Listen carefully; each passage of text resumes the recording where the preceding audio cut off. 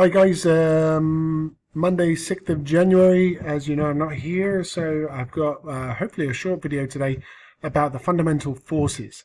So write down notes as you go, answer the questions on the little quiz, and you will be golden. So let's talk about the four fundamental forces. So if you think about it, we have got loads of forces we've talked about in physics. You've got tension in a string. If something's hanging off a string, you've got friction with things are rubbing against each other. You've got the normal force. Me sat on my chair right now, the normal force is pushing me up on the chair as my gravity is pulling it down. Obviously you've got gravity, and we recently talked about electrostatic force, which is the force that makes my hair stand on end or holds a balloon to the board like it did. But it turns out most of those forces we talked about are actually the electrostatic force. So how does that work? Well, I always think of it in terms of subatomic, like molecules. If you think of just a weight hanging on a string, then it's not actually the string that's holding it together. It's the atoms and molecules that make up that string. I mean, all matter is made up of molecules, right? The compounds, the molecules, they have an electromagnetic attraction to each other that keeps them together. Now, sure, the gravity is trying to pull those bonds apart, but the electromagnetic attraction between these compounds is pulling them together. Or the other example I think of is me just standing on the floor. Atoms are mostly empty space, right? So the atoms on my feet are mostly empty space. The atoms on the floor are mostly empty space, which gives you this really disturbing thought that these atoms could just kind of like fall through each other if they're mostly empty space. But to my knowledge, I've never actually just fallen through the floor like that. And the reason is because of the atoms on the floor, the atoms on my foot, they are electromagnetically repelling each other, which, if you think about it, gives you an indication of how strong that electromagnetic force is, that gravity is trying to pull me down, but instead of the atoms falling through each other, the electromagnetic repulsion is forcing everything away. So they are the first two fundamental forces. What we have is we have the electrostatic force, and again, I kind of did this slide the other day, but this is the electrostatic attraction between an electron and a proton. As you can see, it's quite big.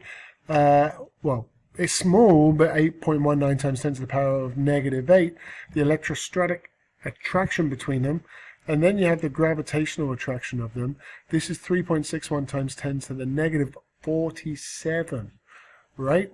So you can actually take away from this is the only thing you really need to write down for this section. The first two forces are gravity and electrostatic force. Gravity is actually a very, very, very weak force. You don't think of it, but it is. Electrostatic force, the force that makes my hair stand on end, believe it or not, is a crazy strong force. But there are other forces, and we'll talk about them now. Alright, forgive the title of this slide, but how daft is an atom? Think about it for 1 second. How ridiculous is an atom? I mean, hydrogen is the simplest atom, right? It has an atomic mass of 1, it has an atomic number of 1, so it's just one proton with one little electron buzzing around it. But when you get to helium, what you've got is you've got 2 protons and 2 electrons and 2 neutrons, right? But think about it. Imagine if you were trying to make a helium atom from 2 hydrogen atoms, or let's just say you're trying to make a helium atom. You got a proton, this gold ball is going to play the part of a proton. You got another proton, and you got to somehow stick them together. Now the problem is, this proton is positively charged, this proton's positively charged. They hate each other. They want to go flying in the opposite direction, and somehow I have to push them together, right? So I do. I push them together, and the force actually gets bigger, and think about it, I'm doing work right now, because I'm applying a force over a distance to bring them closer. But now the force is bigger because of that inverse R squared relationship. The force is stronger, so I'm going to push it even more. I'm going to do even more work to get it closer. They're closer, so the force is bigger again, so I have to do even more work to push them together. And remember that inverse R squared relationship in Coulomb's law that tells you how much force these are going to experience. This basically means the closer they get, it's going to get bigger and bigger and bigger towards infinity. If they're really, really, really close together, there is an insane, almost not, but close to infinite amount of force required to hold them together. But somehow, in the nucleus of an atom, boom, you touch them together, they lock in place. They're done, they're locked together. Makes no sense, right? So you need another force that holds these things that really do not want to be together. And that has a name. It's a really strong force, and we call it the strong force.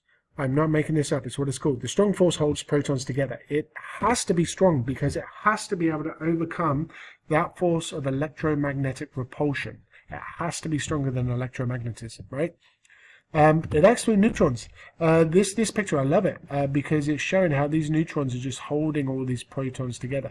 This is why hydrogen has neutrons, right? Helium has neutrons. Hydrogen doesn't need it. One proton, you're golden.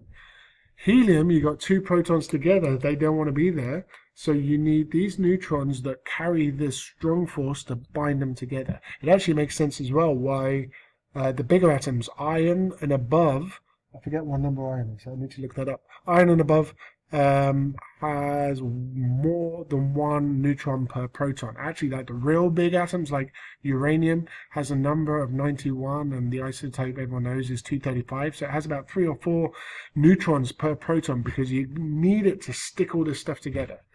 So I like to think of it as a superglue of the nucleus, right? The strong force is the thing that holds all these protons together.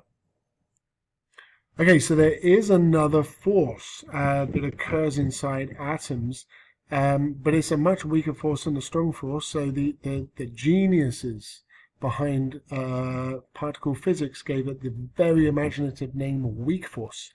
So what is weak force? It's the kind of lesser known of them. You really have no interaction with it day to day unless you're a particle physicist. The weak force is the force that actually forces apart radioactive nuclei. Believe it or not, it turns a proton into a neutron. You can do that. I mean, we can't really do it, but atoms can do this. The quarks, that are the tiny things inside protons and neutrons, is a level we don't really need to understand, but just so you know, the quarks have up quarks and down quarks, and one of these tiny little quarks can flip, and if it flips from an up quark to a down quark, it changes a proton to a neutron, and then you completely change the makeup of the atom. And it doesn't need to be a very strong force to do that. It's a weak force. All you have to do is like basically turn half or a third of a proton. Particle physics is crazy, man. Don't worry too much about it. Just know that the weak force breaks the protons apart in radioactive decay. At the end of the day, the protons are already being forced apart under electromagnetic repulsion. So it just needs a tiny little weak force to kind of give it that edge. And then it will break the neutron apart, which will break the atom apart, actually. And this happens in nuclear reactions, like in nuclear power stations or a nuclear bomb. Same thing, basically, just one's really quick and one's slow. And it happens in radioactive isotopes. So, that is it. Next thing we need to talk about is the relative strength of the 4 fundamental forces. So if I was to ask you which force of the 4 forces, electromagnetism, gravity, strong force, weak force, is the strongest force, I hope you would say the strong force, and you would indeed be right. It is the strongest force. And if I was to ask you what the weakest force is, you'll probably say the weak force, but alas, you would be wrong, because I told you gravity is a really weak force. It remains the weakest force. The order of the forces in order of strength, which is actually what you need to know, Darren, look at that, for this standard, is that gravity is the weakest force. The weak force is 10 to the 25 times stronger. This is not 25 times stronger. This is 10 to the 25. 10 with 25 zeros times stronger than gravity. So gravity is really weak. And the weak force is really strong. However, electromagnetic force is still 9 times 10 to the power of, times 10 to the power of 9 times stronger than the weak force. And the strong force is the strongest. But look at this. This is relative strength between protons. The electromagnetic force is times 10 to the 36 times stronger than gravity. Strong force is times 10 to the 38. So strong force is only 100 times stronger than the electromagnetic force. But they like completely eclipse gravity. Gravity is so weak. So the right order is gravity, weak, electromagnetic, strong. And if you just want to copy this table down, that'll tell you the relative strengths. And we, I believe, are done here. We're done here. I'm going to call it. Yeah, all right. Under 10 minutes. Wide out.